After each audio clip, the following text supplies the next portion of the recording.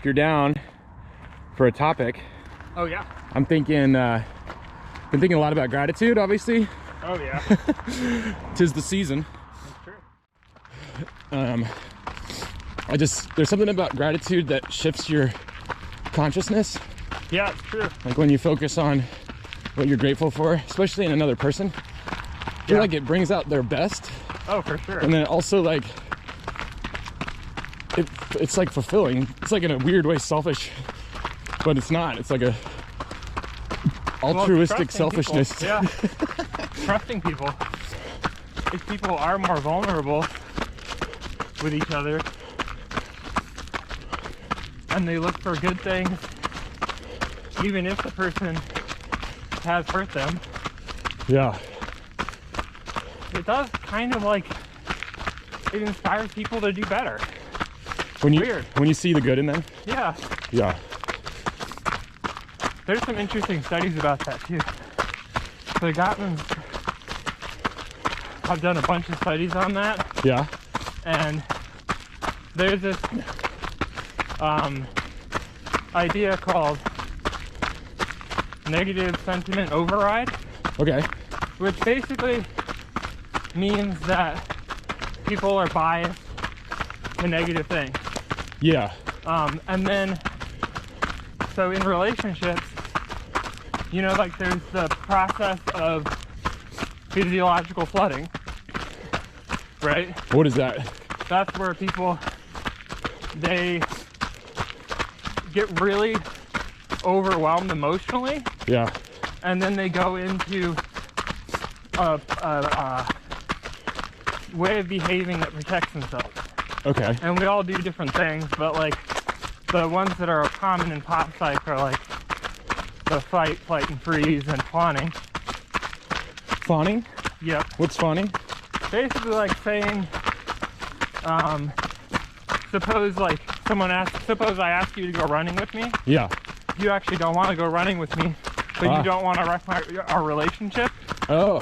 If you just at that point say, okay, I'll go, and then later on you get mad at me and say, for some other reason, right? Yeah. But it's actually because you didn't feel like you could say no. Uh-huh. Ah. Or like people who will like do that process and then get like really upset with themselves or get completely destroyed by anxiety right before the event and then flake. Okay. Because they were fawning when they agreed. Ah. So they're not willing to be fully honest. Yep. Out of fear of rejection or fear of losing Yep. a connection? Yep. Okay, interesting. Or judgment maybe, like Okay. afraid that the relationship is conditional. Yeah. And this gets back to what we always talk about, which is, well, where's your self-worth? Yep. Is it in that other person? Then, and if it is, then you're gonna be a victim to fawning or Oh yeah. fight, flight, or freeze. Hey, you can go that way too. Oh, cool. I wonder if that's a mud pit though. Well, that's a mud pit. I'm gonna test it out.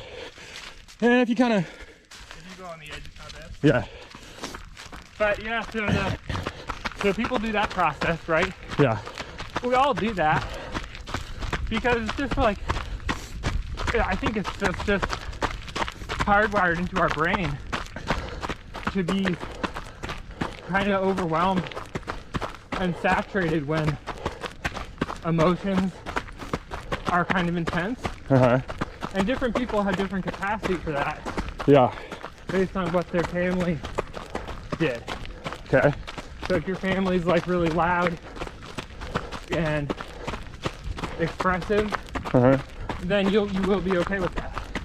But if your family's like an English family and you never talk about emotion ever, then you're going to be really, really sensitive to emotions being brought up. ah, So people do that flooding, right? And then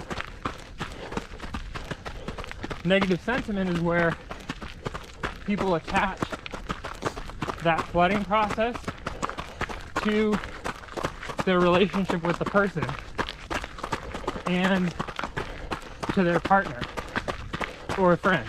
yeah, So it'd be like, suppose that was a dynamic in our relationship every time we were in the same space, it would be tense.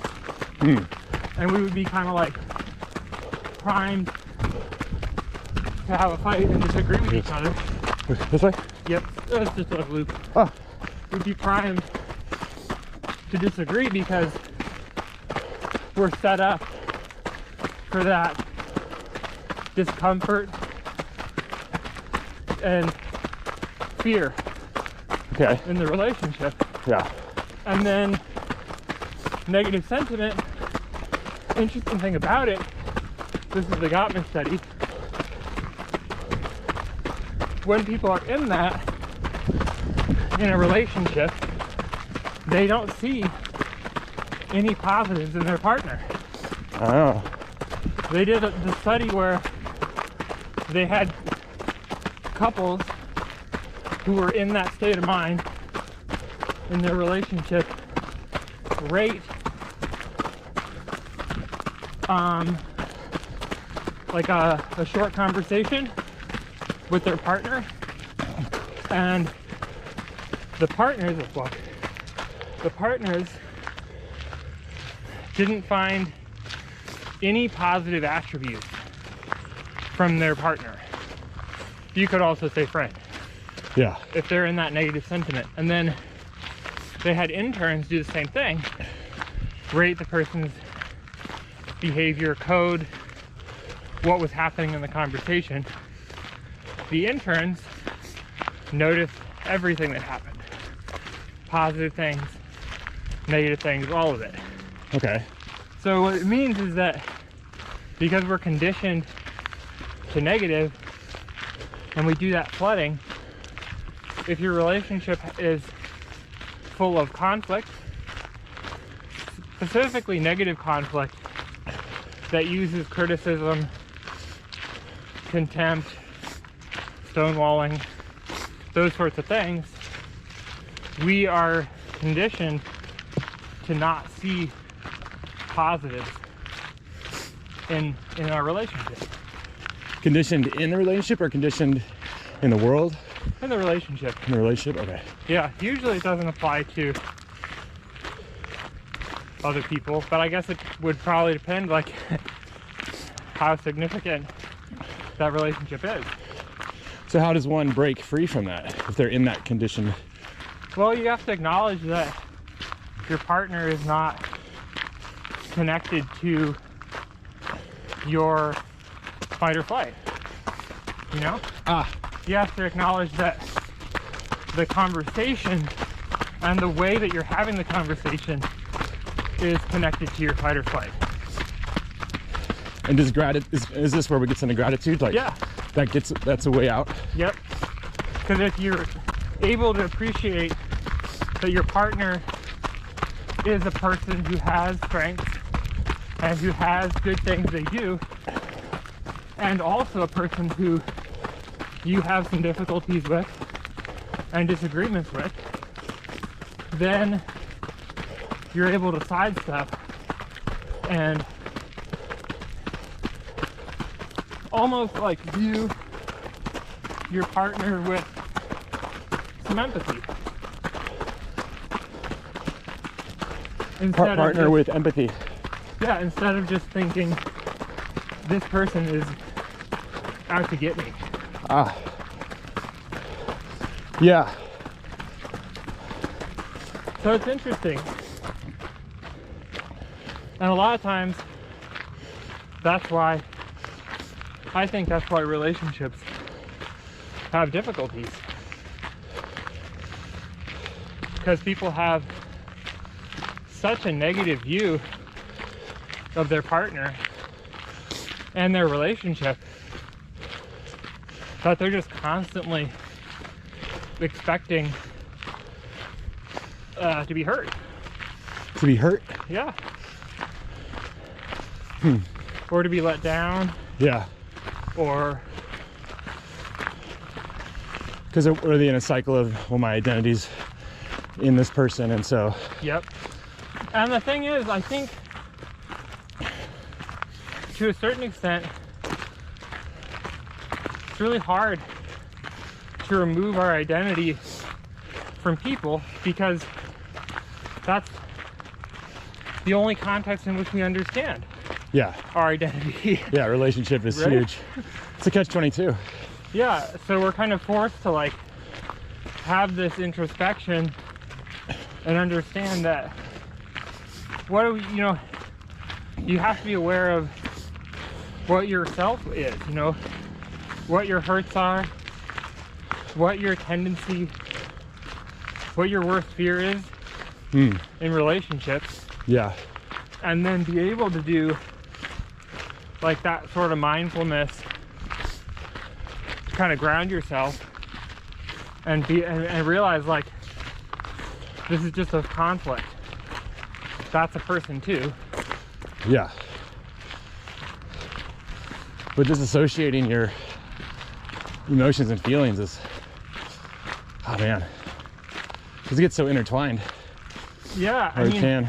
I think that's the hard part is like they are mixed, Yeah. and we don't have any capacity to understand who we are outside of relationships with other people. Because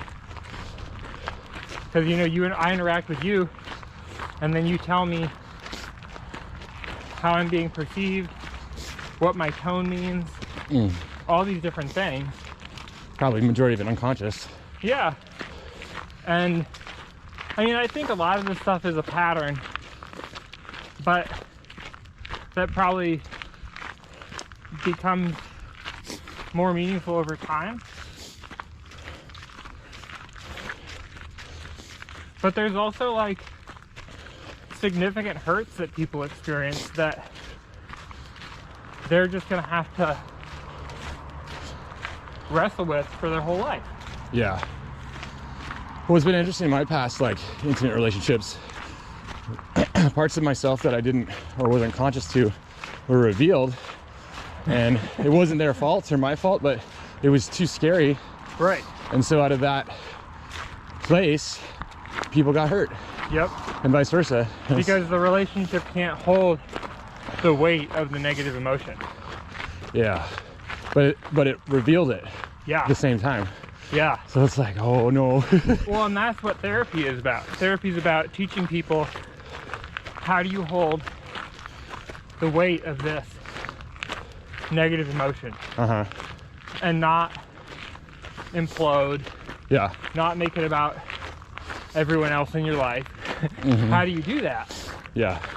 And the interesting thing is that it's extremely relational. Like, we can't do that on our own. Yeah. The only way we can is by ignoring our feelings and just compartmentalizing everything. Uh-huh. Some people argue that that's actually better. You know, like, To be like just logic, no emotion. yeah. Just see it as it is. Some people do. Like, I've had a lot of clients who are like, I don't want that. Like, I don't want emotion. I don't want vulnerability. Like, that doesn't do it for Yeah. me. And I never really know what to tell them because sometimes I agree. Sometimes I'm like, yeah, this sucks. Well, I think it depends on the person's, like, I don't know, end of any spectrum. Like, it could just be too much if it's Right. if it's not something they're familiar with, and then it's just there's no access to Right. it. Too overwhelming. Too overwhelming. So like, I guess what's your access point? Yep. Being honest with yourself about that, but then having honest feedback from other people, like, well, okay, this might be the way you access, but if you just push a little bit more this way, Yep. you'll benefit.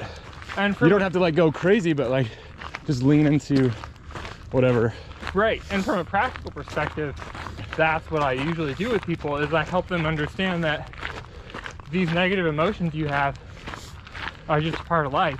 Yeah. And when you compartmentalize all of them, it impacts how much of yourself you can give to other people in your life. Yeah. And so, and then the other part of it too is that they're very connected to mental illness. When people compartmentalize like that, they have a lot more anxiety and a lot more depression. And so usually I think people who are doing that like hardcore compartmentalization, Yeah. they're depressed. Okay. They're usually really depressed, and they don't get it. They don't understand because that's their coping skill. Their coping skill is depression, not going to engage in any substantive or real way. And when they're kind of pulled out of that a little bit to see that like you can engage, you can have, like you don't have, depression is not your only coping skill, you know? There are other ways of being. They're frightening and not always pleasant, but like they're not bad. Yeah. They're just other ways. And a lot of times they actually alleviate the depression and the anxiety. What is depression? Would you say, like, your clinical definition? Depression is like that feeling of like meh. It's like Yeah. it's like just a slowdown, you know? It's like the feeling you get when like you're like really tired from like, This is kind of fun going down this hill. I know, right? It's kind of fun. It's like I'm not feeling depressed right now. it's the right gradient. Yeah. But Like I'm flying a little bit. I think it's like that feeling, that like kind of meh, like I'm not gonna do the things I really want to do. Yeah. Yeah, I don't like it when it's like that in my life. Like, there's Yeah. all these things I want to do and I just don't have the motivation. That's depression. Yeah, that's frustrating. And a lot of people think depression is sadness, but it isn't. It's kind of like just a slowdown. Okay. And like the best example is like, you look at like extreme depression, those people just have no motivation in life. They hate their lives. They don't like it, but Yeah. they actually don't have the motivation to kill themselves. Oh, wow. That's a thing. That's severe depression. Whoa. That's what it actually is. Like, That's a level, man. yeah, Wow, that's intense. because they just completely disconnected. Man, I feel empathy for that. Like, Yep. or sympathy. I don't know. I feel my heart goes out. It's rough. If somebody's in that state, like, that's no bueno. Yeah, and it's usually because something really terrible happened. Yeah. You know, they just, The trauma is too hard to face. yeah, just too afraid. But Yeah. yeah, I think there's a lot of weight in appreciation and gratitude. Yeah. Yeah, and creativity. I think when we focus on the things that don't leave space for anxiety, fear, anger, and that it's better because then you're focusing on not fear, not being afraid, or not being depressed, or not being angry. You're focusing on those things. Like, Yeah, maybe I just feel like, I don't know, when I feel super passionate about, you know, something or a creative project, like there's just no room for that stuff. yeah, it's like we have to do things that engage us in life. Yeah. You know, like, what is fulfilling? What actually gives you like some passion? And I think those things are crucial. Yeah. And when you're in those like funky places, I think like really opening up about it, really saying to people, I'm struggling. You know, I have like really big fears or really big hurts, Yeah.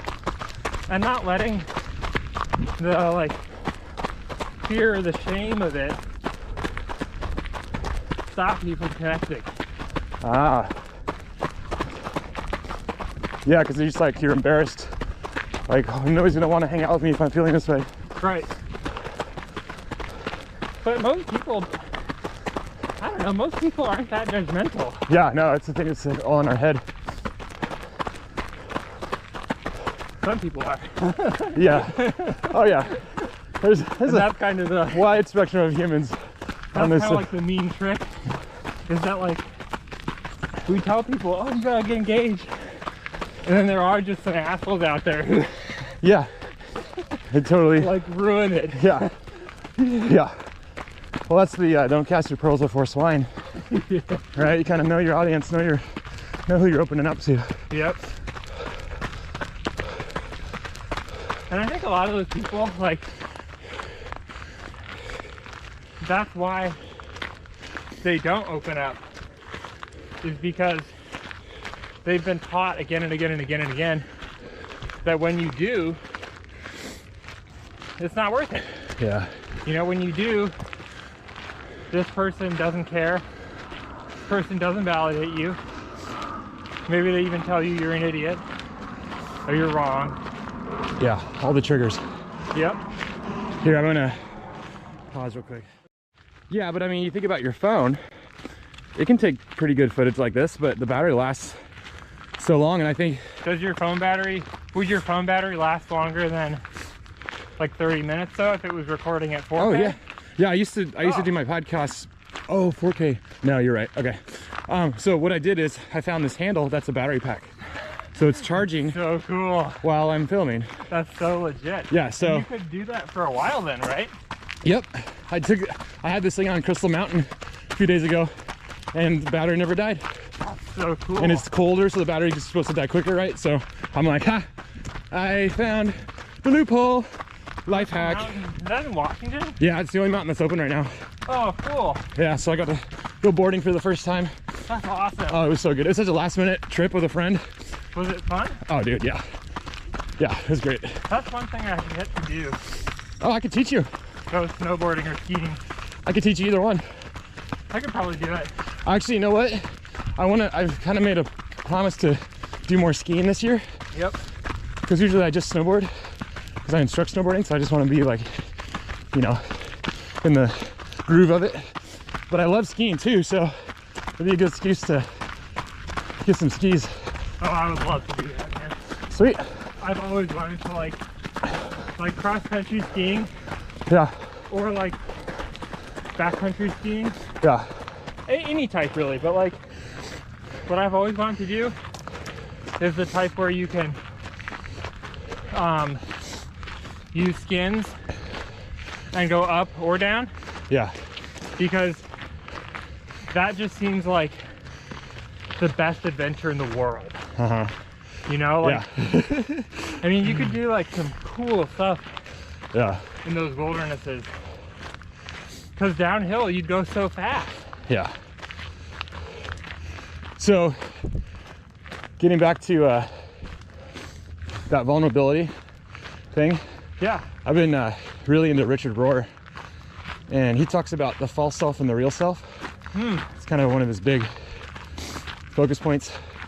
And false self is like very ego, and then real self is who you are already, you always have been.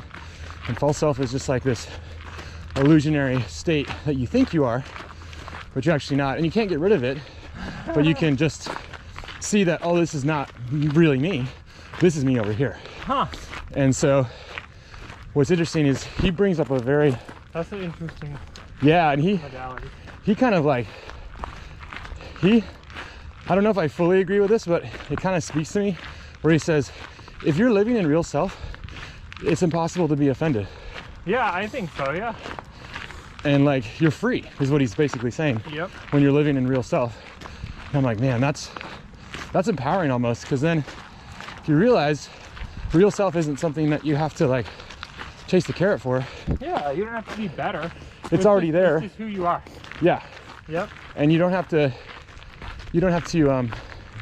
be at the whim of person, place, or thing externally, and even internally. We beat ourselves up, whatever that part of us is that beats up that other part of us. I don't know why we do that, but I wonder what like his theory of integration is, like how those two things interconnect and interact with each other. Mm-hmm.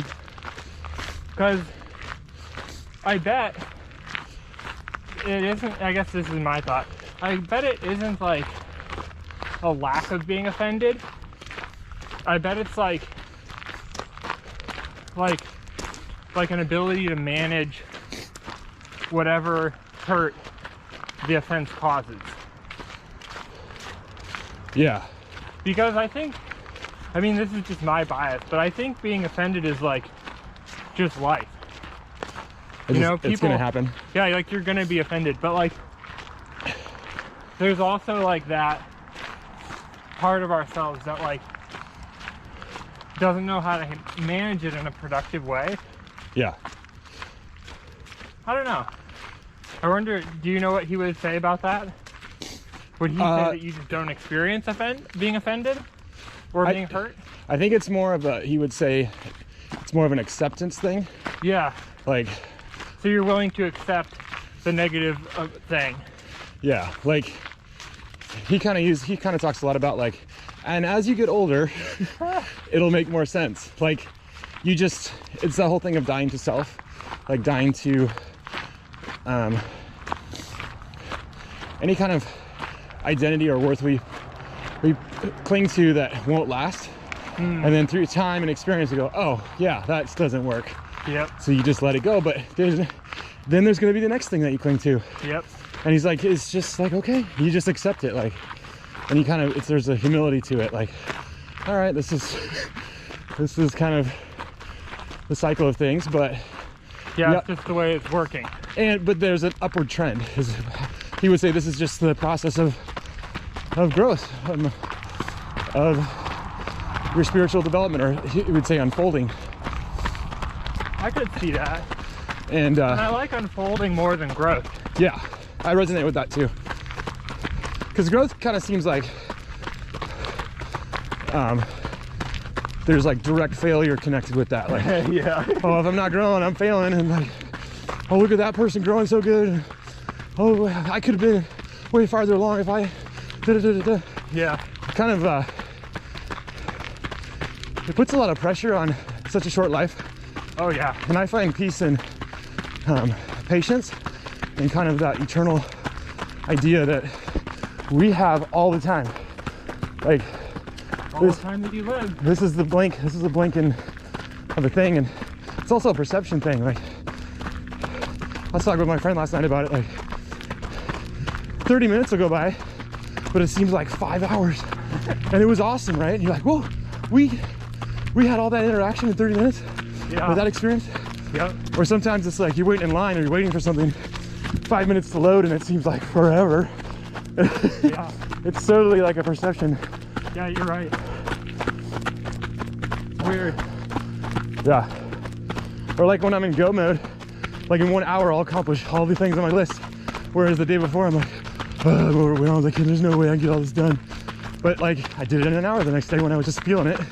It's like, why can't I just engage in that, like, call it go mode?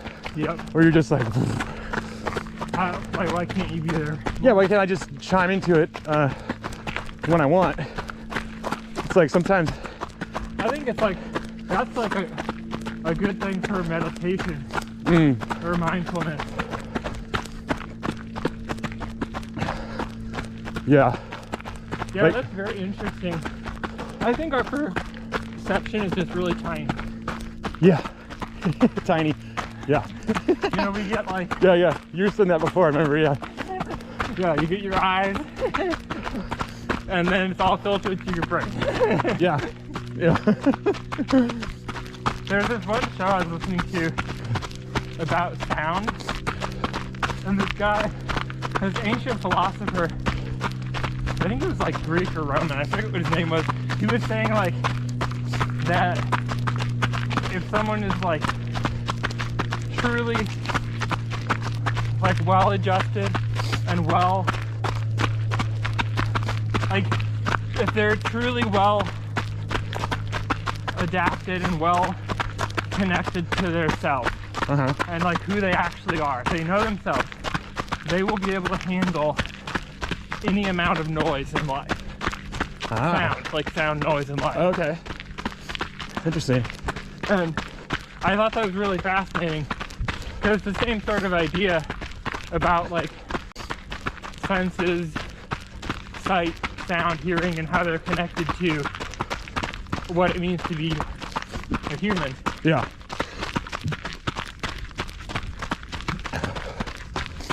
Yeah. I wish I could remember who that was. It was a really good story too. Yeah. There's so many stories I hear like that, and I'm like, this is really amazing. And then like 2 days go by, and I'm like, damn it. Like it's What never was that? coming back. Like, Yeah, I lost it forever. and you can search, and a lot of that stuff just is gone. Like, Yeah. you'll never be able to find it again.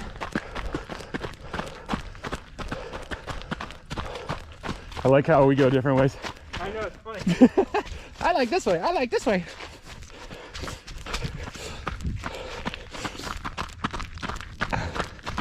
Yeah, I'm a big fan of, the more I study Richard Rohr, just he's friends with Eckhart Tolle as well. Huh. I don't know if you've ever read any of his stuff. Heard, but never read. The Power of Now, The New Earth. Yep. Probably like modern day philosopher he's Yeah. recognized as. But he went through severe depression, and kind of his unfolding has been, what's come out of that the other end is this perspective he has, and so he wrote books on it, does lectures on it. It's really fascinating. And one thing that both him and Richard Rohr talk about is like probably 90% of our thinking is negative, redundant, or useless. And so the importance of giving yourself self-compassion for that, being like, okay, well, that's just kind of the nature of our biological brain, Yeah. trying to keep us alive. Yep.